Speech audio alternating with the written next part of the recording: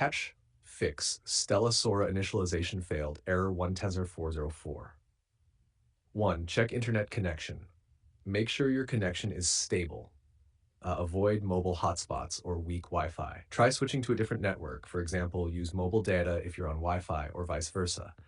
If you use a VPN, disable it. The game may block certain regions or IPs. 2. Restart game launcher. Close Stella Sora completely from Task Manager, PC, or swipe it away, mobile. Reopen the launcher and log in again.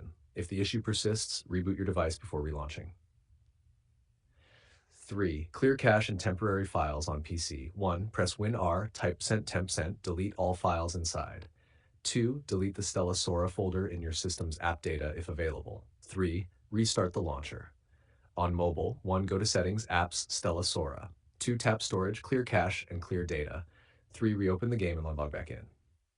4. Set system language to English. Some users found the game initializes properly when the system language is set to English, United States, before launching. After the game loads successfully, you can switch back to your preferred language. 5. Repair or reinstall the game. Uninstall Stella Sora completely. Delete any leftover folders in the install directory. Restart your system or device. Download and install the latest official version of the game again. This resets all corrupted files that could be causing the initialization error. 6. Disable firewall or antivirus temporarily. Your security software may block the game server connection. Temporarily turn off your antivirus or firewall. Launch Stella Sora again to check if it connects properly. Re-enable protection afterward. Run as administrator, PC only.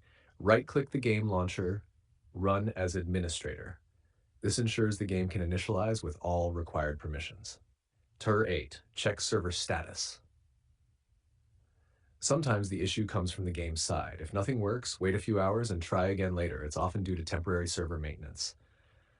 Would you like me to create a YouTube